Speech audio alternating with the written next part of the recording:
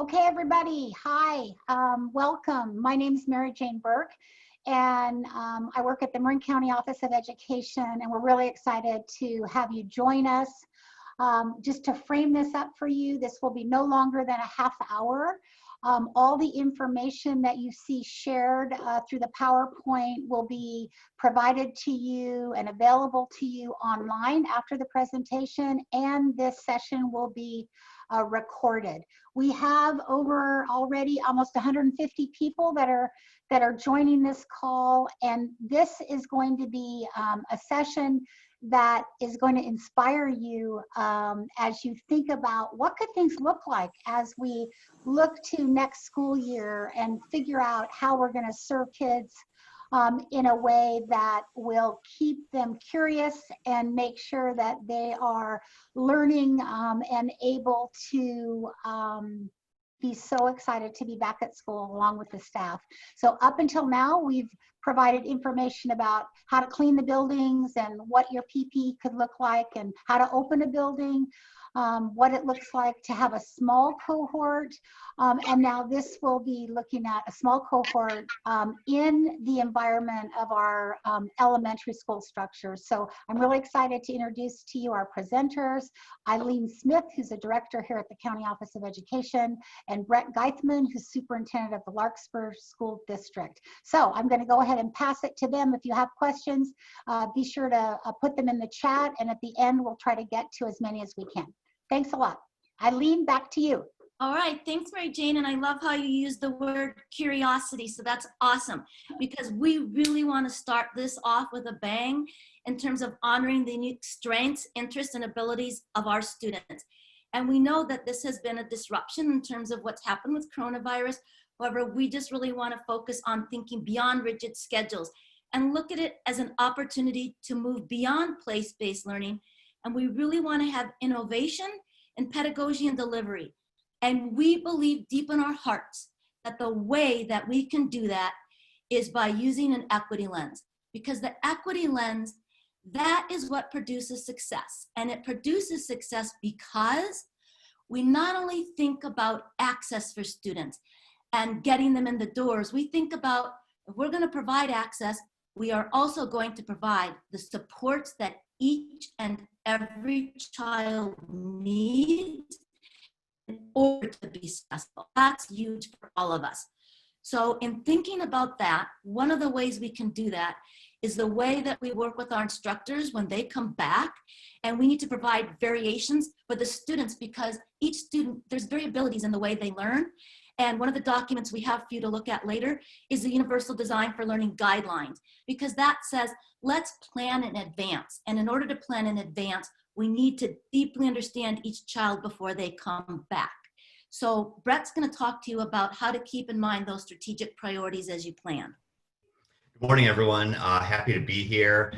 So one of the things that we do in Larkspur, Corte Madera, that many other districts do, is identify what your strategic priorities are. And so whether this be a situation where you're looking at a hybrid model, distance learning, adopting a new curriculum, looking at budget, always keeping those strategic priorities in mind and using those as your lens to help guide that decision-making process.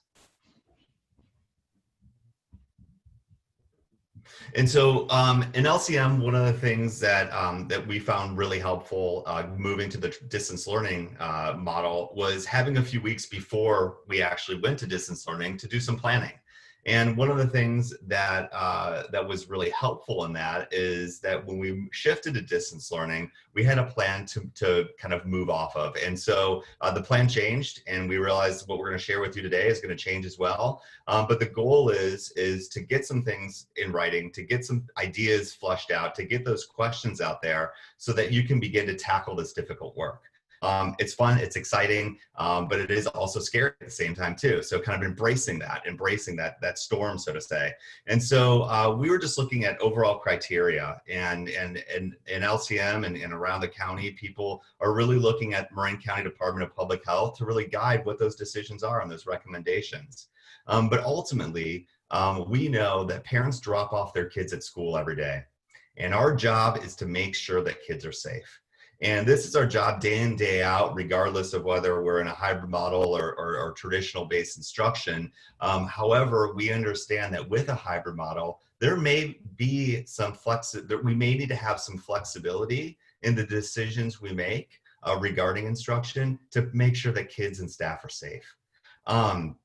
The list is in itself, you know, it's always changing and we're trying to adapt to that. But one thing that we're really looking at right now is this cohort-based system. And so our hope is for 15 or 16 in a cohort. We know that the current cohort size is 12. But in looking at that model, right after this meeting, I'm actually meeting with our childcare providers because what we'd like to do is match our classroom-based cohorts with our childcare cohorts, all of our childcare partners. So, because it doesn't make sense if we're restricted to a cohort to have kids in a classroom cohort and then a different childcare cohort. So what we want to do is really work in regards with our childcare partners and having that be the same cohort as much as possible, looking at the sibling piece, and then overall looking at our movement throughout campus. How are kids and staff going to move through that space? And then how do we create those restrictions to, again, keep our students and staff safe? Of course, Okay. maintaining that. Yeah, you want to talk more about this? Sure, of course, maintaining that clean campus is essential. So making sure that we're following all the guidelines there, making sure that staff have access to the necessary cleaning materials as well. This is an all hands on deck. Everyone's pitching in type of thing to ensure that our spaces are clean. And then finally, again, we are also beyond the childcare for our parents and students. We are also looking for our staff because we realize staff may be in a hybrid model. So we have these breakout rooms that are kind of these glass breakout rooms. We're looking at allowing staff to bring their own children there. We're looking at giving staff priority to child-based or site-based childcare. And then we're also going to be exploring an infant toddler program so we can house that on campus so that staff can also bring their children that way. Thank you, Brett. And I think Sure. what's really important that he adds is when we think about access and equity and planning, that's also for our staff and for our families, not just for the school-aged children. And it's those access as well as the support to make sure that the success occurs. So I really appreciate that you brought that in. One of the things also in order to do that is when we think about the instruction and our children when they come back, there's certain things we're going to have to commit and agree to based on what we know that we're going to have to really, to make that connectedness, we're going to have to focus on social emotional learning. We know that there's going to be learning losses and some there's going to be learning gains because we have learned that some students thrive in this level of independence and working online. We also have to focus on authentic assessment and authentic learning, which I'll explain a little bit more on the next slide. And we're going to accelerate versus remediate. We'll develop habits of mind to create independent learners. We're going to be ready to ramp up and ramp down. What that means, and I'll let you, these slides are going to be accessible so you can look at them in more detail later. But in terms of that authenticity, really looking at competency and proficiency-based learning and assessments based on essential standards, providing students choice. That's that universal design for learning that we talked about earlier. Rubrics and exemplars, and these are things kids can do in school, on site, as well as virtually. In order to be independent learners, as soon as they get back, really focusing on some of the things we know in terms of math and science practices, culturally proficient practices, to create the habits of mind that allow children to be independent and learn how to struggle a little bit.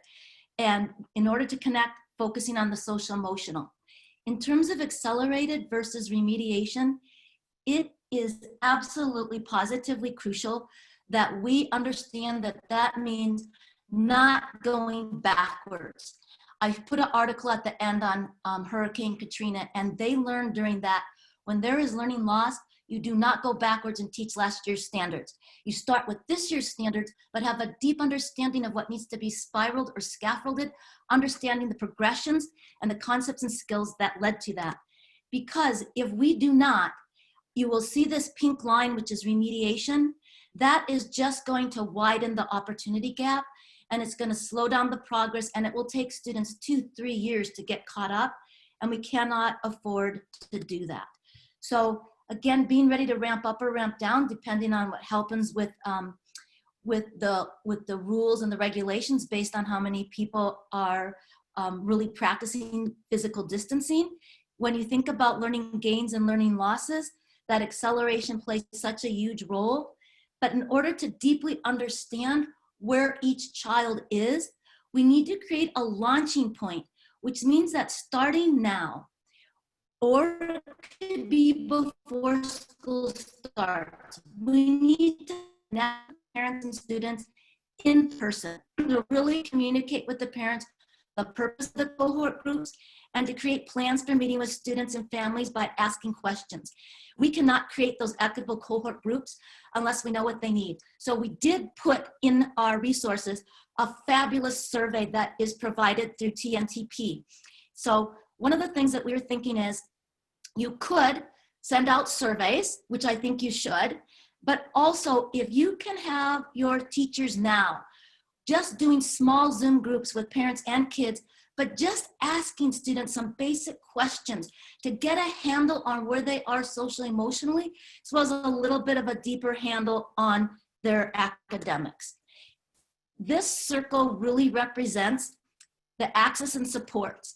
And what we're saying is once you've done this survey and your teachers have met with kids individually, whether on Zoom or maybe when they come back to school that first week, outside are all the things we think they might need, but we're not positive. We haven't met with the kids yet. We haven't done the surveys. So once you figure out all of those variations of what students might need, then you need to really zoom in and say, what's the access they need? What supports do they need with that?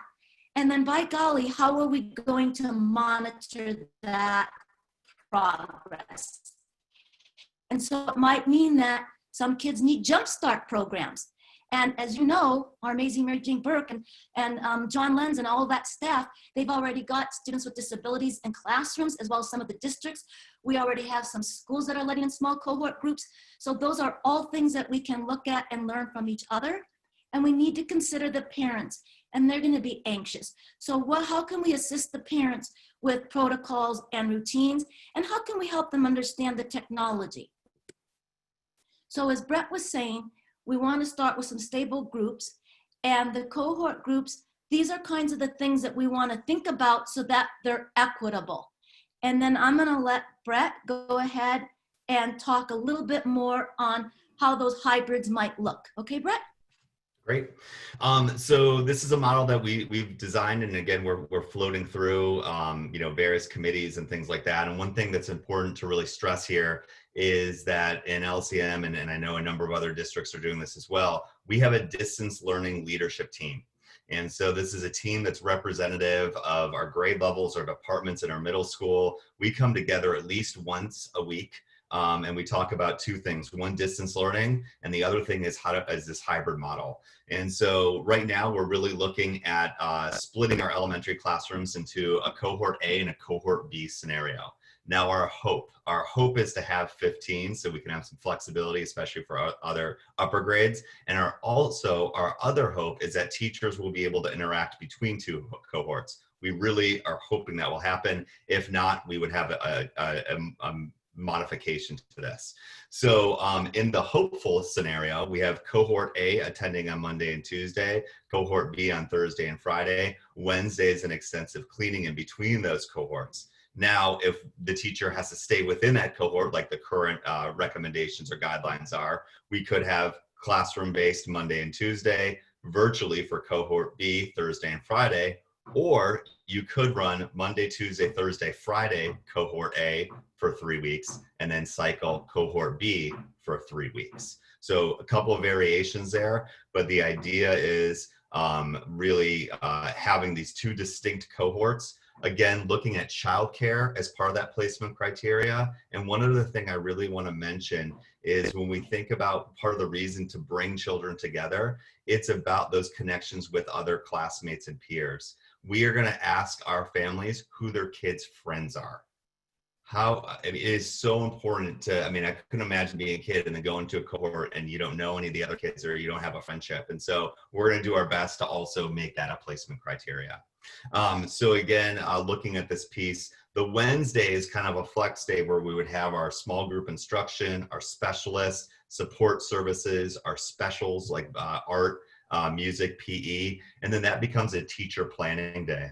So some of our grade level teams have been talking about creating videos. So we're readers and writers workshop, CGI math. So it's a lot of mini lessons, as most districts are. And then children have a longer extended workshop time for that independent practice. So some of our grade levels have talked about dividing up the content and making all of the video lessons on Wednesday. So whether you're classroom based or distance learning, you watch that 10-minute mini lesson video that was created on Wednesday, and you have 4 days worth of lessons already planned on that given day. That's a way to work smarter, not harder. Having one teacher be the writing teacher, reading, math, and so on. I think you understand how that could possibly work.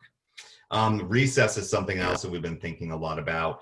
And again, that cohort staying together, having visual markers in terms of where those play spaces are, playground equipment like balls and stuff like that assigned to specific cohorts, making the play structures off limits, and then using our campus supervisors to go ahead and supervise that piece. Lunch. We're looking at having lunches delivered to the classroom, and again, almost operating on a rainy day schedule. Again, the hope is that we can have some staff in between cohorts. And so if not, then the teacher would be in the classroom, and then we'd have the lunch delivered there.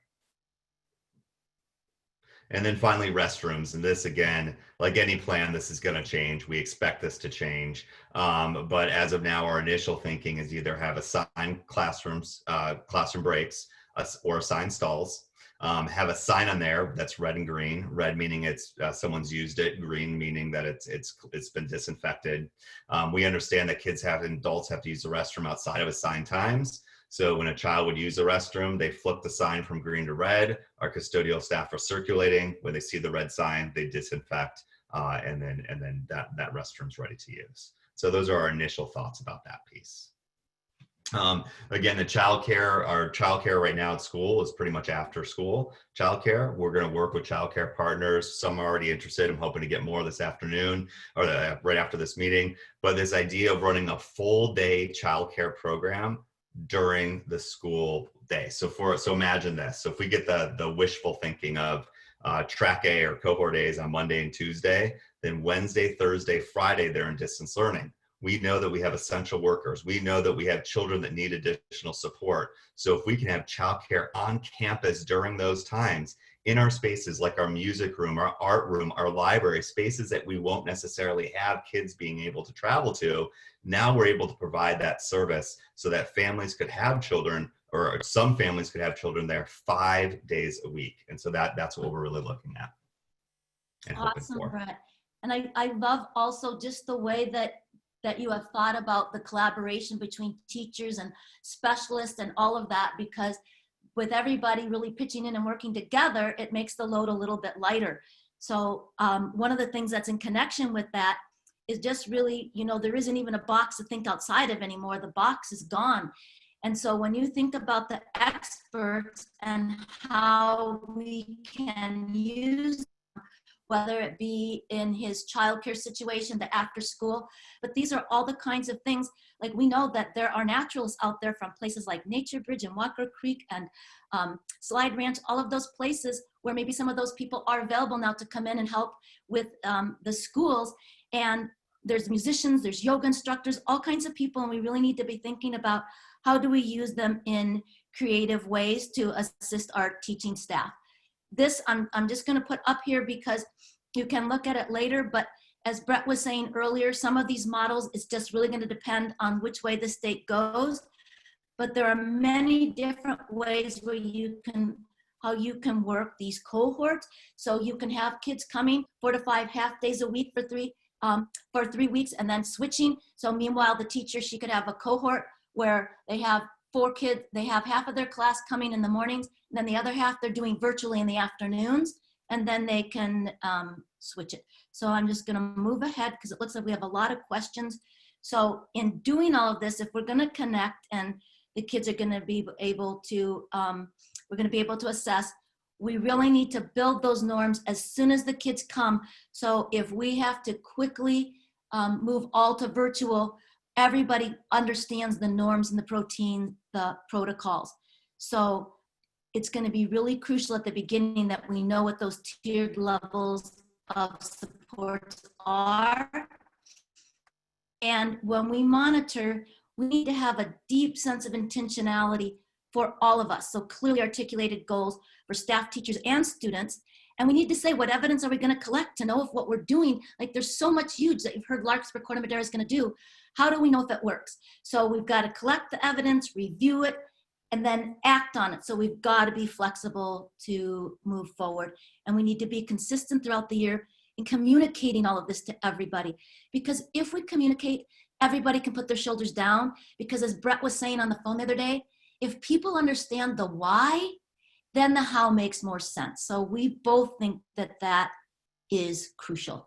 In terms of transportation, right now, some of these models where maybe it's 3 weeks on and 3 weeks off with these smaller cohorts, that might help some of our friends, where as of right now, I believe only 1 child per seat. So that's going to be making it difficult there. So I think, Brett, we should stop and let people ask questions at this point, my friend. And I know, Michelle, you were managing the chat. Are there some questions you want to shout out for us?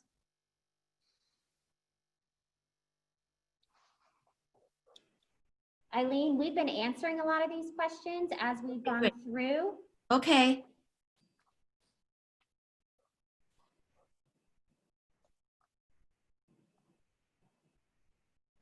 I do see one about from Will about the interest in childcare space cost. So this is actually going within the survey that we'll be sending out. We have all of our childcare partners listed. And then what I'm confirming everything with our childcare partners after this meeting, but all childcare partners listed, parents would then select what partner they would hope to use. And then we'll be able to plan the classroom cohorts based on that, as well as coordinate with those childcare partners on how many students they can actually accept into the program. How are we determining our childcare partners? Part of that is we've just casted our net to everyone in the community. So we've looked at anyone who our principals are aware of that provide childcare. They've been invited to a meeting at 11 o'clock, as well as all of our preschools. Because again, our goal is to also start an infant toddler program for our staff on site. And Brett, have you sent surveys to your staff to find out and just get a flavor for how many are going to need that and the amount of young children? That will be a part of it as well. I mean, and I'm sure a lot of it is going to be pending based on the model of distance of hybrid or not within their child's school district. So if their children attend LCM, we'll have a good idea. But if they're attending another district, again, hopefully following suit, it will be a depends type of scenario. But yes, we'd want to survey staff, especially that infant toddler, to see how many infant toddler programs we would necessarily need, and then how many staff will bring children on campus. There's a question here about whether or not if a teacher is wearing a mask or a face shield, might they be able to move between cohorts? We are currently working with public health on that issue right now, and we think there's going to be more flexibility there. There's also a question about cluttering in a classroom and what are the steps to declutter. And the bottom line is that in the pilots that we've already begun, we've had the teacher and the staff look at the spaces and decide what they really need to try to make sure that as much as possible, all surfaces are clear. And that does mean things like, let's pretend there's a favorite beanbag chairs that the teacher loves that are made out of cloth. They need to go, right, for now. And then on the other hand, in one of our special ed classes, there's a particular beanbag chair that happens to be cloth, but it is the most important thing to a particular kid. So in that case, then the structure is going to be that that chair would be available, but only to that student. So as you can, everything is going to be ultimately nuanced, right? As we try to look at what the steps are. Also, there's a question about what's going to happen with speech and language therapy, OT, etc. So whether or not those services can in fact be provided in person is one question, or whether or not they will need to be provided virtually. The challenge for all of us, including as you listen to the presentation, is that there's so much we don't know. And we have hopes, right? We have such strong hopes that in the future, we will see cohort sizes that are larger than 12, which will allow this to become something that's not feeling not so restrictive. So that's number one. Also, that we are looking to what are the conditions we can provide to ensure that there can be more flexibility related to the adults. But the number one issue, I think, for everyone is the reminder that this is all about public health.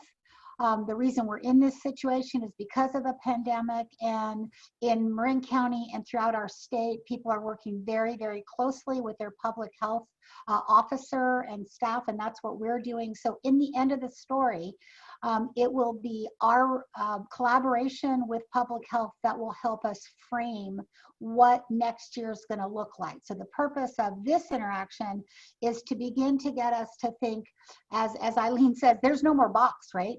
To really begin to think about what are the possibilities. And just as a reminder, this is one couple of examples. And throughout the state of California, people are doing exactly what we're doing, wondering and thinking about what is possible. And so it will be, I think, wonderful for all of us to share between and among each other what the possibilities are. I think our time has come to an end. So let me first of all thank you to everybody for joining. Eileen Smith, Brett Geithman, you guys rock it. We really appreciate your presenting. All of this information will be available online. Reminder, none of this could ever be cookie cutter. Brett could spend a whole 45 minutes telling us all the steps he took along the way to make sure that stakeholders were included and involved in order to even find himself in a situation where he has some things that are actually right on paper. So just a reminder for all of us, just to give you a heads up, next week, Tuesday, the topic will be middle school, and then next Thursday will be high school. And then we're going to go back to some of the more basic things around what we have learned related to our facilities, our PPE or EPE, and how it's going with the small cohort. So thanks everybody for joining. Look forward to having you join us again. Bye-bye. Thank you. Bye. Thanks, everyone.